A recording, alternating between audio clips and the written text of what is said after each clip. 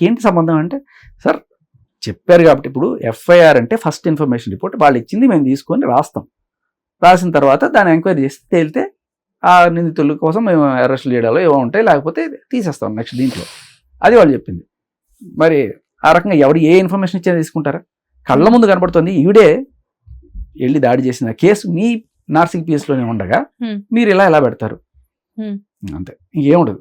ఆ కేసులో ఏ రకమైన కథలకు ఉండకపోయాయి. అసలు దీనికోసం ఎక్కడ లేని సాక్ష్యాలు తీసుకొచ్చడం కోసం పోలీసులు అందరూ నడుం కట్టి తెగ పని చేసేస్తుంటారు. ఎవరికైనా ఎందుకు డౌట్ రాదు? అదే కదా. మళ్ళీ ఇంకొక బాధిత పోలీస్ ఆఫీసర్ ఎవరన్నా ఉన్నారా? లేకపోతే ఎందుకు ఇంత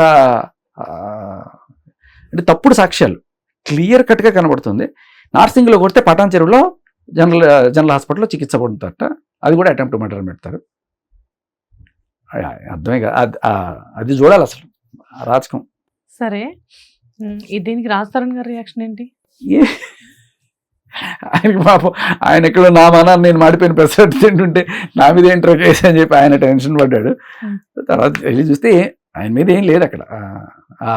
ఆ రోజు ఆ సీన్లో కానీ ఆవిడకి ఫోన్ చేసింది లేదు, ఆవిడ దగ్గరికి వెళ్ళింది లేదు.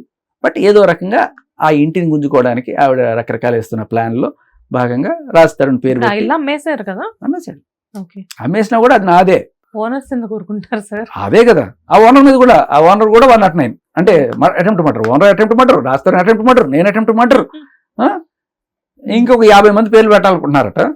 ఆవిడకి చిన్నప్పటి నుంచి ఎవరి మీద ఏదో కోపం ఉంది, ఆ పేర్లని రాసేస్తే మా పోలీసులు రాసేసుకుని ఎఫ్ఐఆర్ పెట్టేస్తా ఉంటారు.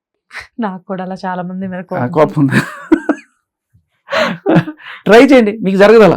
నాకు చిన్నప్పుడు నా స్లేట్ పెన్సిల్ తీసుకున్న వాళ్ళ దగ్గర నుంచి కోపాలు ఉన్నాయి. అది బాగుంది. అలా అంటే ఏం లేదు, ఇప్పుడు ఈ కేసులు పెట్టి ఏదో రకంగా ఆ ఇల్లు గుంజుకోవాలి అని చెప్పి ట్రై చేస్తుంది. అది జరగని పని. ఇప్పుడు ఏం చేసింది, రాజ్ తరుణ్ అంటే ఈవిడ దగ్గర అప్పు తీసుకున్నాడంట, ₹1,00,00,000 ఎంతో అప్పు తీసుకున్నాడంట.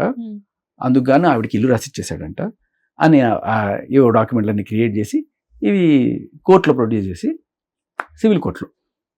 ఎందుకంటే అప్పట్లో పోలీసులు ఏం చెప్పారు, ఇల్లు నాది అంటే, ఇల్లు నీది అంటే నీకు ఏదైనా డాక్యుమెంట్ ఉందో చూపించమ్మా అంటే అప్పుడు ఏం చూపించలా. ఉంటే ఆ రోజే చూపించాలి కదా. మరి ఇప్పుడు ఎలా వచ్చాయి?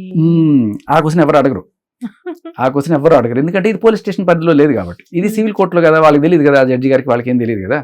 సో ఈవిడ ఏ రోజైతే వెళ్ళి పోలీస్ స్టేషన్లో ఇది నా ఇల్లు, నా ఇంట్లో నుంచి నన్ను తెగ్గింటేస్తున్నారు అని చెప్పి అన్నప్పుడు, ఏదమ్మా నీ ఇల్లు అనడానికి నీకు ఏదన్నా ఉందా, ఈ ఇల్లు నీ పేరు మీద ఉందా, నువ్వు కో ఓనర్గా జాయింట్ ఓనర్గా కానీ.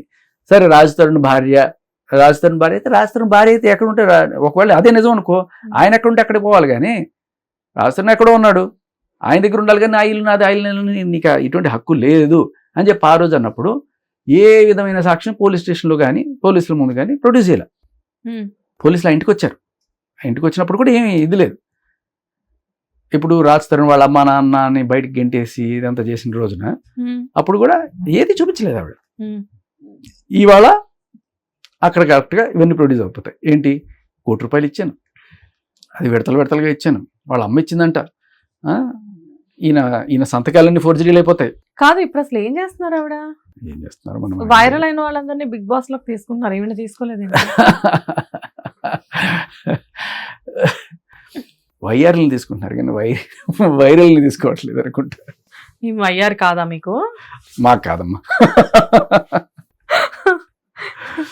అంటే ఐ మీన్ గ్లామరస్ కోషెంట్ల రూపంలో కొంతమంది ఆ కేటగిరీలో తీసుకుంటారు కదా.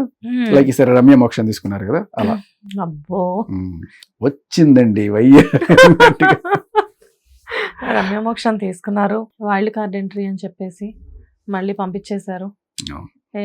సో అసలు మిమ్మల్ని వాళ్ళు పిలిపించిన భాగం బిగ్ బాస్ గురించి. కానీ నేనేంటంటే మీ ఫ్రెండ్ అనవసరంగా అడిగి చాట భారతం చెప్పారు మీరు. ఇలాగే ఉంటుంది దేనికి వెళ్ళినా. ఇప్పుడు నేను ఏదో టార్గెట్ చేసి ఏదో చేస్తాను అనుకుంటారు, కానీ ఏంటంటే just want to know the update, ఏంటి కనబట్లేదు జనరల్ గా అలా అడిగినప్పుడు. ఇల్లు తీసేసుకున్నాక అంటే నాకేదో పర్సనల్ క్యూరియాసిటీ కొద్ది అడుగుతున్నా, ఎవరైనా అడిగితే చెప్పడానికి.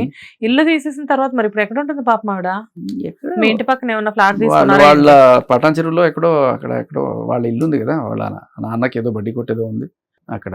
బడ్డీ కొట్ట? బడ్డీ కొట్టు పటాన్ చెరువులో ఏదో బడ్డీ కొట్టు ఉంది. చిప్స్ ప్యాకెట్లు అవి అమ్ముతుంటారు. చిప్స్ ప్యాకెట్సేగా. అంతే మరి ఇంకా అలాగే అనుకోవాలి. అంటే మీ నోరు చిప్స్ అని చెప్తుంది, మీ కళ్ళు ఇంకేదో చెప్తున్నాయి. ఇప్పుడు ఆవిడ మీద డ్రగ్స్ అమ్ముతుంది అనే ఎఫ్ఐఆర్ ఉంది. ఓకే. ఎక్కడ నార్సింగ్ పీస్లోనే ఉంది. రెడ్ హ్యాండెడ్గా పోలీసులు రైల్వే స్టేషన్లో ఎక్కడో పట్టుకున్నారు. 5 గ్రాముల మెత్త ఎంతో దొరికింది. సో అది కోర్టులో ఉంది ఇప్పుడు. అలాగే ఆవిడ ఇంకో కేసు ఉంది, ఇదే మోకిలా పిఎస్టీఎల్. మీరు గమనించండి, ఇక్కడ మోకిలా పోలీస్ స్టేషన్లో ఇప్పుడు ఆవిడ కేసుని డీల్ చేస్తున్న సిఐ గారే, ఆ సిఐ గారే ఆయన చేతులతోటి ఈవిడ మీద కేసు పెట్టారు 2 ఏళ్ళ క్రితం. ఏది వరలక్ష్మి టిఫిన్స్ డ్రగ్స్ కేసులో ఈవిడ ఎవరు లావణ్య, మస్తాన్ సాయి, చింటూ, అనురాధ, ప్రభాకర్ రెడ్డి, ఈ 12 మందిని ముద్దాయిలుగా చేరుస్తూ A1 నుంచి A12 దాకా ఆయన పెట్టాడు. ఎవరు? ఈ సదరు సిఐ గారు, మోకిలాలో ఉన్న ఆయన.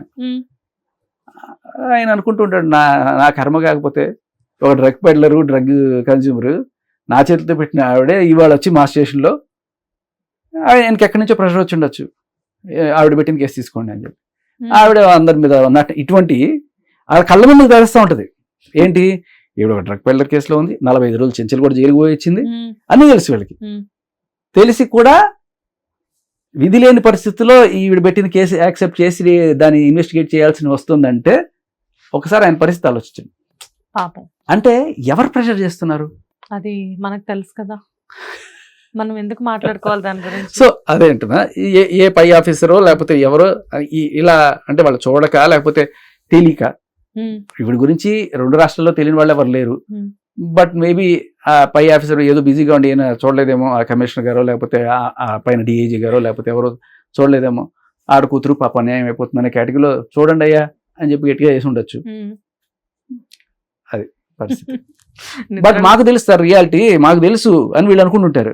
కానీ వీళ్ళు చెప్పలేరు కదా పై ఆఫీసర్కి, ఒక డీసీపీకో లేకపోతే ఒక సిపికో ఈయన వెళ్ళి, సార్ ఆ అమ్మాయి ఆల్రెడీ డ్రగ్స్ కేసులో ఉంది సార్, అది సరే సరే చెప్పేంత దమ్ము ఉండదు చాలా మందికి, చాలా తక్కువ మంది. మీరు మాత్రం ఇవాళ పాత స్మృతులన్నీ గుర్తు చేస్తున్నారు. మీరు లావణ్య, మస్తాన్ సాయి, చింటూ, నిజంగా నీ పేర్ల నుంచి చాలా రోజులు అవుతుంది. అదే వెబ్ సిరీస్ అర్ధాంతరంగా ఆగిపోయింది.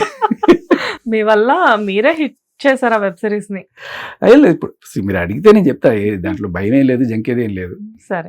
హిట్ టీవీ యాప్, ఇందులో short news, live news, entertainment shows, movies, digital magazines తో పాటు మీ జిల్లా వార్తలను కూడా ఫ్రీగా చూడొచ్చు.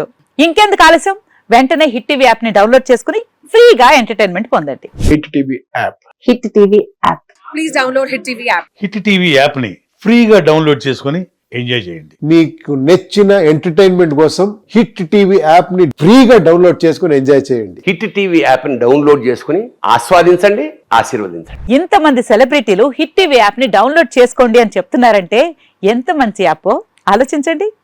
అమెరికా అమెరికా అమెరికా అమెరికాలో చదవాలనుకునే వాళ్ళకి విశ్వసనీయమైన పేరు మన శౌర్య కన్సల్టెన్సీ. UK లో 1 year masters, UK లో 1 year masters, 2 years work permit up to 5 years visa. Contact Saurya Consultancy. Contact 89851 89851.